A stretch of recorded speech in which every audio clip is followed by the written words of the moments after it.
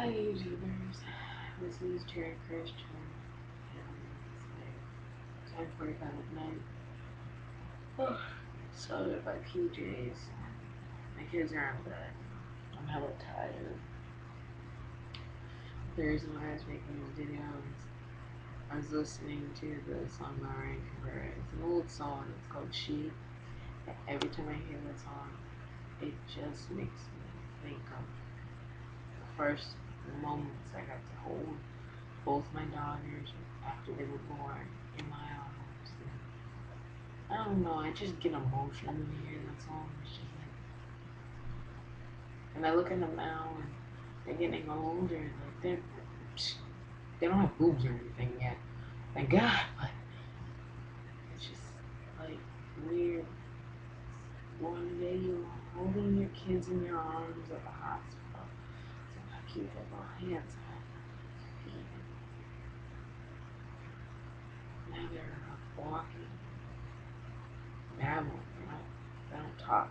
My kids have special needs. It really sucks, but I know God's watching me, taking care of me. I still have my kids, but it's still like I felt the time ago when they were little, they were itty bitties, and they needed me for everything. Now it's like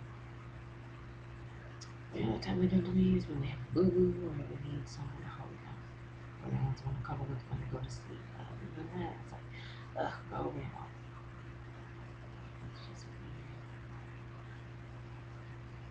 And then another thing is I went to a special thing, and any of you know what an IEP is? It means like your kid has a special need that requires them to be in special ed classes for kids who are a little far or a little behind their normal classmates that can do math at whatever grade level or grade they're in.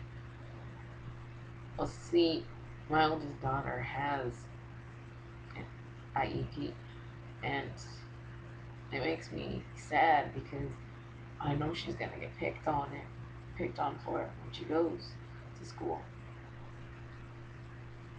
The news I got from the teachers is your daughter's not smart enough to go to kindergarten, so we have to put her in the modified classroom with all the other special ed kids. And when you think of special ed kids, unfortunately, most of the time we think of the kids who have, like Down syndrome and autism or, like some kind of physical deformity that you can see. But my daughter, if you didn't hear her speak, you would think she's normal. The other thing is, those kids that are eventually going to pick on her when she's older don't realize that she almost. How can I put it without getting emotional? My daughter, my oldest daughter, stopped breathing 2 hours after she was born. And most people, when I tell them that, they're like, oh. I said, and then after that, the doctor told me they got her breathing and everything, but that she have to stay for almost a week. And it really sucked because you feel helpless and then you wonder if it's going to happen to every child you have. So I was worried that after having her, I was going to be able to have another child. I was worried that I wouldn't have the same problem as her with the bleeding on the brain and seizures and having to be on phenobarb and having to basically have all these devices coming out of her little body. She was like this big. She was a baby, like just that tall, and she was like that skinny. I felt helpless. And then I, I waited a while, and I got pregnant with the second daughter, and I was happy and everything. And unfortunately, you know have to, unfortunately, sometimes people say you're doing something you're not doing, or they don't like where you're living, so they involve DCF or DSS is what it was called at the time. My oldest daughter was taken from me when she was only a year old, and I was just starting to teach her how to talk and do her ABCs and her 1, 2, 3s. And when they brought her back to me from whatever foster home she was in for the 3 days that she was gone, that I could not eat or sleep while I was pregnant with her sister, she never came back the same. And the worst part is that you can't like say I think something happened to my daughter at whatever home you put her in. But that's part of the past, so I have to, forgive and forget. As the Lord says, like forgive and forget and turn the other cheek and all that stuff. But if most of you who are living in my shoes and you saw some of the pain I went through growing up and all the Mr. Wrongs and Miss Wrongs I've been with and dated and all the wrong people I hung out with and all the people I hung out with and the people I don't hang out with anymore, you would understand why.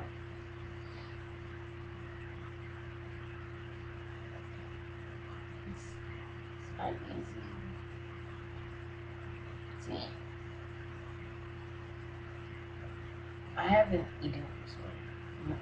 Looking at me saying I'm fat, you're like, yeah, right. I'm an emotional eater, so when I cry, I eat. When I get pissed off, sometimes I starve myself, and other times I will eat.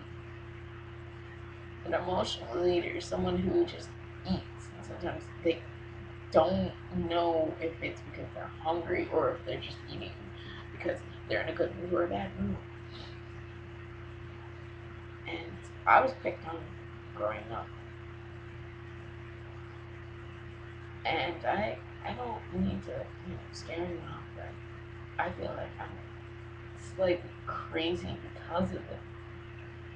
Growing up and having people pick on you, calling you, whale or Goodyear blimp or fat ass or afro chicken, where I can hide my homework in your hair, because I used to have an afro when I was a kid. And I was the fat one.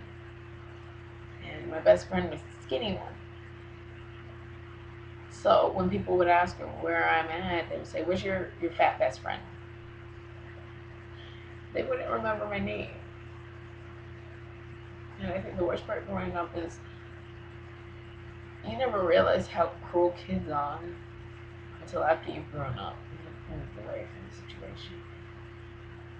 And then you have a kid of your own and you're like, I will be damned if I let someone pick on my kid and make them feel like suicide was the only way out, or to make them think that they have to, like take drugs or have sex with people just to, verify that they are somebody. The whole point of this video was to basically just explain what's on my mind. I'm the type of person that does not like taking medication. They want to put me on meds for bipolar? No. They want me to put me on meds for my ADHD? Not happening. They want me to put on meds just so I could be a drone, basically, to do everything that they want me to do except be me. And unfortunately, after thinking a lot, I don't want to be a drone and I don't want to be like everyone else, but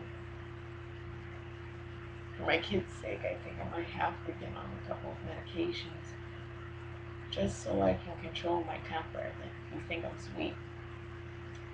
I have a real bad temper, and I feel bad for my ex-husband, but he knows what I am, and that's why he used to say, for a couple of days, I'm a nymphomaniac. I didn't ask for it either. It means I have to have sex like 24/7. But I really don't. I don't want that addiction no more. That's why I turn to church and the Bible and I beg and I plead with God every day, just take it away. I don't want to sleep with girls all the time or a guy at all. Like I just want to, I just want to be married. One man marry me, have a kid with me, keep me down. Not down as in hurt my feelings, but be there for me when I need you.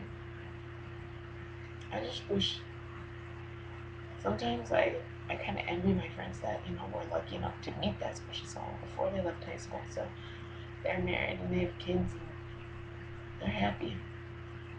All I got to show, is two beautiful daughters from two previous relationships that I was hoping were the final relationships, but they didn't work out. And it's really sad because one kid can see her dad, but I don't really like her dad. Her dad and I just kind of did it on a whim spell, one of those, well, you want a kid and I want a kid, and no one else is bugging us at the moment, so not ever again. And the second one, I really wanted to marry him. I really loved him. He chose his alcohol and drug addiction over me and his own daughter. If he ever sees this video and knows where I am, I just hope to God you fixed yourself. Because your daughter doesn't even know who you are. And she's so beautiful. But you know what? God does everything for a reason. So I probably should get on YouTube and go to bed. Because it's almost 11 o'clock so at night. So good night, y'all. And sorry for the tears coming down my face. And I promise I'll try to make a more upbeat video next time. Alright? Everyone, good night. Alright? Bye.